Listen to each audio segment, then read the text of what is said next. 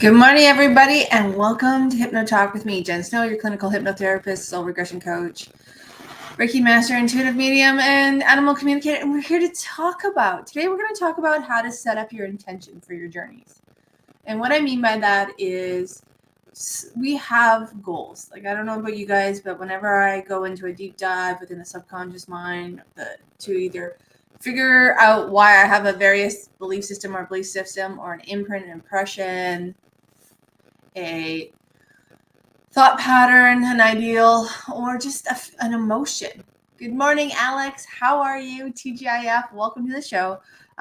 Today we're talking about how to set up your intention for your meditations and how to help those meditations or those self-hypnosis, that trance work that you're doing, to be a little more successful, because this is we often don't talk about the importance of the intention and how that can be one of the biggest stepping stones in your everyday daily check-in, or your daily manifesting and attracting law of attraction, or just simply beginning to uncover pieces of your puzzle that aren't quite fitting correctly, or have shifted. We change. We all change, and we all go through these moments where we do the work, we kind of get into this rhythm, this new balance, this new recalculation, this new harmony, and it feels good. And then we're going along and something pops up. Sometimes it's one of those things that it creates a question mark in our lives. Sometimes it can be very abrupt. I forgot to put my computer on silent here. It's been one of those days. And whatever we're going through, whether it's the next step of our evolution, or we're kind of in that stalled, stuck motion where we feel like we're, sludging through the mud, and that mud is thick and it's not going anywhere. And we feel like there's no more, there's no light at the end of the tunnel, and here we are. And we just don't know which way to turn, left, right, up, down. And so your intention is one of those tools that we can utilize to really connect and communicate with the subconscious mind, which is the gateway to your soul energy, to really deep dive within. And don't mind the dogs. They've been thinking that they've been seeing deer outside. However, every time I check, there's nothing there. So they're a little on edge this morning. They're, pretending to be guard dogs. And I say that lightly and heavily because the pup thinks that he's a guard dog, and then he barks and hides behind Kona, the older dog. It's like, oh, look, I alerted you. Come save me. And then when he gets recalled, he thinks that we're not onto his tricks, but he gets a treat for coming back with, disengaging. And so now he goes out, barks at nothing, sends her on a mission, and comes back like, hey, I came back. So yeah, he's learning that you don't get a treat every time when you try to make it a game where you think that you're outsmarting us. But it's been very interesting morning because he keeps alerting the Kona, and she's like, of course I'm going to go because you're my baby and I have to protect you. And then she looks out and she starts barking at nothing and looks at me like, I don't know why I'm doing this. But, so that's been our morning roll. So don't mind them if they do start barking, because those phantom deers, they're scary. And so back to intentions. Connecting with the subconscious mind is such a delicate art. And we don't often talk about it. We don't talk about the art of it, and how when you set your intention, utilizing your exact words, your exact feelings is going to be very important, because the subconscious mind communicates very black and white. It's not often that there's a gray space in the subconscious mind. And when we set our intention, if we're not really aligned and haven't sat down and thought about the wording, the ask, the information that we're seeking, and that's not in alignment, it can actually take us on a totally different tangent. And sometimes that's how we don't get the answers that we're looking for. I don't know about you guys, but that is frustrating because you're like, I'm not getting anything. Or what I'm getting doesn't necessarily line up with the information, the insight, the wisdom, the knowledge that I'm seeking. So it can shut you down, where it's like, I'm done. I'm not, this isn't working. And then you get into that frustrated, angry mode, and you get disconnected and ungrounded, and that tool gets pushed back in the old toolbox, but it's not a tool that you bring out that often because last time it didn't work. So I understand that because it used to happen to me all the time. Before I went to hypnotherapy school, I would meditate quite a bit, but I didn't realize, and nobody ever talked about it, that not having the correct intention based on your own internal narrative and story and conversation, I was leaving myself wide open for anything and everything, but not really in line with what I was seeking. So I used to get so mad. I would be so frustrated. I'd go months without meditating. I'm like, you know what? Screw that. I'm not doing it. And when I was younger, me and my stubborn self would be like, you know what? This is all crap. And I had to walk that journey of understanding, the importance. But it wasn't actually until I got into clinical hypnotherapy that I really began to feel the importance of it, and the success that you can have when you spend the time working out the intent of your goal and how you're going to communicate that through the subconscious mind. So the subconscious mind connects to the higher self soul, divine creation, and beyond. And how that line of communication can be more seamless, more effortless, and more in alignment with where you want to go. Now, that's not saying that the answers may not take a little time to come back to you. They may take a little time to, for them to be revealed, but at least the, putting it out to the universe and letting it come back to you multiplied is in alignment with what you seek. And so an example of this, actually, come on, and a little paper here. Wrong paper, that was blank. This one isn't. An example of this is last night, I was in the chair for the students at the school that I graduated from. And it's the first time actually I've gone in the chair with the students. And we kind of giggled that I'd never done it because I'm actually exceptionally easy to get into trance, into that somnambulistic state where I can access all the information. That's not the hard part with me. The hard part with me is that my teacher brain and my client brain, they both come out and they both hatch on when I'm in hypnosis. So when you're guiding me, I used to be, not so much now, but I can be very rigid with the process and the steps that you take. Just because when I was learning, I was blind and I had to memorize everything. So I became very compartmentalized with this process, step by step by step. And you know what? The steps work. So it's not a bad way to be. However, we all have a different flow. Even now, I don't stick to the whole 15 steps to get you into hypnosis, just because I found my flow and I found ways to deepen certain things that really help people anchor into that space easily and effectively. So yeah, I've shortened things, but I still when I'm in that kind of environment, my teacher brain, my client brain comes out. And so I can be very rigid, and which works for when students are working, because if they miss a step or they, don't complete a step because they're just learning and it's a scary, nervous time, I can fill in the blanks. And so it works out well. So my intention yesterday, and this has been a progressive reveal, it's what we're going to call this. It was, I started off, realizing in a moment about a month ago that when I feel judged, I feel uncomfortable and I get this nervous feeling. And so a month ago, I started to follow that nervous emotion, because following an emotion can really guide us into the depths of our experiences in conversations, situations, past events, past lives, alternate lives, you name it. It can be your component to get you where you want to go. When you can put words to the emotion and you can tangibly feel where you host that emotion in your physical being, you can step into that emotion, that energy, and ask it to take you where you need to go, just simply by naming it and feeling it, and really using those two components as your intention to travel. And then you follow the emotional thread, get to the original emotion that created that thread of frequency that got compounded over generations, lifetimes, experiences, events, conversations, etc. And that can be one way to set your intention, but one way to follow that intention is through the actual feeling.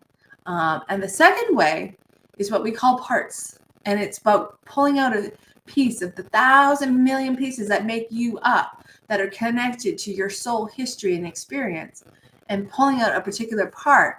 So when I followed that nervous feeling, I realized that the emotion was there, but the emotion was a product of a part of me, a piece of my puzzle that was frozen somewhere in time. And this took me a little time to like work through, and I kind of sat with it, and I realized that. So I stepped back and I just kind of did a couple meditations where I set the intention on like, what is the part? Like I couldn't quite put words to it. I actually started off, because I make post-it notes, and we all know this, is the part of you that feels judged. That's where I kind of started with, but I knew that didn't resonate. It didn't feel right. It didn't feel complete to me. So I actually sat on this, and then I got asked and invited to go with the class. I'm like, oh, this would be a great opportunity. And up until 4 days ago, I actually thought I was just going to follow the part that feels judged and see what that revealed, and knew that this would be a process of rolling, that stone down that hill. And eventually, the really anchored piece would reveal itself, and then we could, go through there. And whether that was in class or on my own, I just kind of had faith that this step would leapfrog along the path.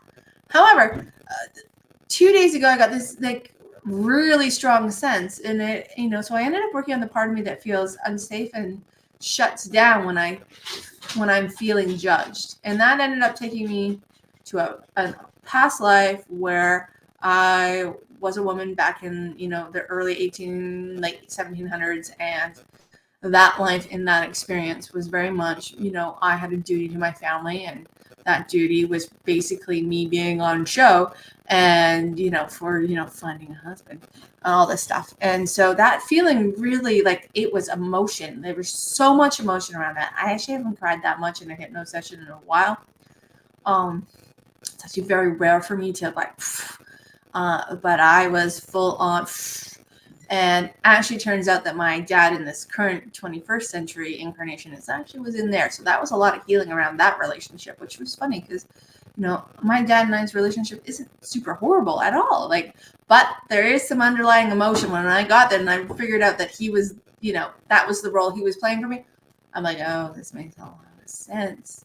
And so there was a lot of completion there. And I knew that this life was about a completion life, to end the cycle and the patterns. So, and we're in that phase right now. We're going to talk about that next week, because that show is going to be a much longer show about where we're going, frequency, timelines collapsing, and this whole like energy blast that's coming through and has been coming through the last couple of weeks, and how to prepare for that and how to work with it to your advantage. But learning to set your intention is going to help you in this process, because that intention was very specific. So it took me down a specific journey that totally and completely aligned with that, which was the resolution of a lot of cycles and patterns, such as the relationship with money, the relationship with feeling judged, and how the resentment, the shame, the guilt of that life, and what that life meant to me, and how I held the emotions of being forced to, marry somebody I didn't want to marry, being forced to do my duty. For those of you who didn't grow up with me, that in itself was like, oh. So my entire life, if you have told me to do something, I have purposely, whether it's whether it's good or bad. That's not even, I have this this irrational response to F you not doing it. And I'm going to do it this way. And I will go deliberately and do it it doesn't even make sense the opposite way. And the fight in me to completely disregard any positive suggestion or insight or wisdom from anybody that I should do something a certain way was irrational. Like, it was so intense, and the anger and the emotion that would come out, and and I look back and I actually have to giggle at myself now. I'm like, oh my God, you spent this many decades fighting it because of that experience in a past life, and rightfully so. Like, makes sense, total sense. And I gotta appreciate the fact that in this incarnation it was a nope for me, but clearing that out it's a relief now, because I don't take guidance necessarily all the time well. I take it with grace, but after the grace of receiving that guidance, I definitely unconsciously hit hard against the opposite of that wall and put up a wall big time. And the expectations of that are just, no, you know what? I'll let you break my arm kind of thing just to prove you wrong kind of. Somebody told me once that I was going to cry if somebody deliberately broke my arm. That was the worst moment, because that engaged that. And I was like, yeah, go for it. And I did not shed a tear when they got close. I was just like stone cold, like switch was off. And I look back and I'm like, oh my gosh, I can literally see the parallels of that experience and brought through. So if I hadn't been able to sit down, let the part reveal itself, or the intention that would guide me to the part, the sentence, the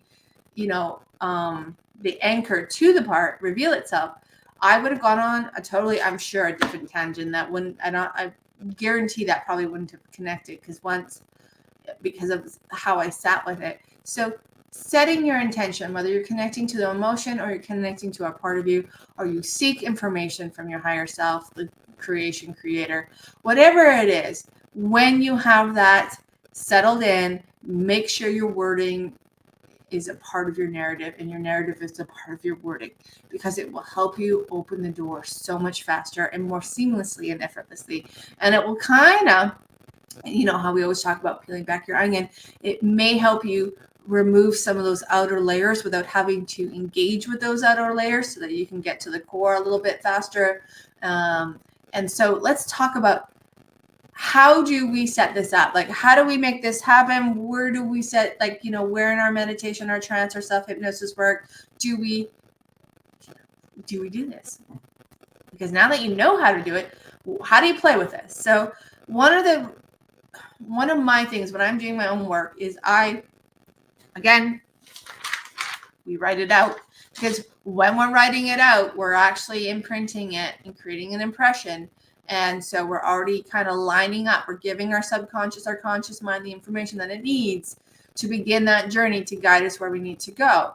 So, and then when I first start my meditation, when I'm doing my breaths in, I set the intention. I ask for my subconscious mind, my soul, my higher self, my guides, my soul team, spirit team to come forward, and I repeat my sentence. And if I can't memorize it because it's not sticking that day, because we all have those days, I just open my eyes and read it out loud. Every time you open your eyes, you close your eyes down in hypnosis meditation, you're going to go a little bit deeper than you were the moment before. That's a trick. That's a tool to help you get into that self source and soul space where you have access to your soul's history and the information that you seek more clearly and easily. So, and then I begin my relaxation. I get into my home base. I get in there. I anchor in. I do my staircase. I even do my own induction. And when I'm there, I then open my eyes and I read the intention again, and I invite my subconscious mind to please take me on the journey. I ask for my soul's permission, and then I read the sentence out 1 to 3 times, depending on how deep I need to, how much I really need to ramp this up. How, if it's still in that surface brain, or if it's really in that deep space that I've already seen where I'm going, then I read it once. But if I need a little more anchor into it, then I read it again. And then I close my eyes down and I give myself permission to go, where sometimes I imagine that I'm walking through a door. Sometimes I just end up where I need to be. But I give my senses permission to open up, and then I begin. and I let the process take me where I need to go. And then I begin whatever it is, wherever I land, I begin my process of unwinding, which we will talk, whether it's reframing, going through the past life screening, soul screening, bringing in souls because I'm in a generational life. It just depends on where we are. So that is how to set up your intention. That is how to make your intention successful so that you can begin to open the door to receive that information more easily, more openly, and more freely, and to really kind of begin leveling up your own personal work. I'm a firm believer, and I've always known this about how I feel about the work that we do in the inner mind and in the subconscious and the soul energy, is that yes, I am here to guide you, but I also believe that as you get familiar with the tools, that you can do a lot of your work in your own space if you choose to do so. You don't have to. Sometimes it's just nice to be in the chair. I'm not gonna lie, I like to be in the chair. It can be a pain though. You need some teaching on that, but for the most part, I'm easy to put into a life and go and see and do, just because I've been doing it for so long. But having the power to follow something that comes up for you in your own space, time, and place is important. And I think that the more that we know that we can do this, and the more that we can make this easy for you and for all of us, then that makes this work more valuable, because doing some of this, discovering answers, whether it's the next part, the piece of your puzzle, or it's the next emotion, or the next insight, or the next layer, or perhaps you complete the cycle, the pattern, the habit, the behavior, the reaction, the action, you complete it. Wherever it takes you, being able to open that door yourself really is amazing, because there's nothing stopping you then but you. And there will be times where, I know this because I do a lot of this myself, but there are times where I need to just be in the chair and be the guy that's being guided, because it's a big, heavy session, and having that extra person to support you, it can be and is amazing. So you get to know yourself a little more, and that's part of this journey, is beginning to just remember and recover and redefine who we are based on who we want to be, and what we are healing, and what we are mending, what we are resolving within ourselves, that sheds light on that deeper light that we all have, that resides within us, that lets that light out and lets it become a part of our physical incarnation a little bit more, day by day and breath by breath. So if you feel you're getting stuck, these tools will help you potentially just move a little bit more forward, and that forward movement will begin to unwind for you. And the other biggest component to this is actually giving yourself permission to go on the journey, giving yourself permission to talk to the part of you that feels unsafe and shuts down when you're feeling judged, or whatever that looks like for you. Giving yourself permission to tap into the emotion and nervousness and follow that to its origin, its root cause, its original thread and beginning.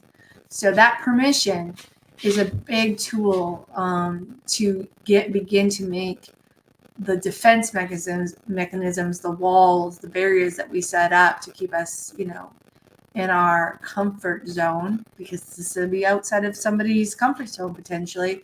We can lessen the impact of those walls, and we can say, hey, I'm ready to do this. I'm ready to see, face, know what I need to know in order to shift here, so that this piece of me can redefine itself, and I can redefine it. So that is helping me in the very best way that it can. And it aligns with my soul mission and my light within me, and it supports me in a more positive way, because what once was is no longer is. And so living in the past is not, maybe I'm not saying it's wrong, but if you want to change that, then you have the opportunity to do so. So that is today's show. Thank you so much. Cheers, everybody. Good morning. And we will be back more on a regular schedule. Just got a little discombobulated with the work schedule. So next week we will be live, and we will be having some fun, and we will be talking about what's going on.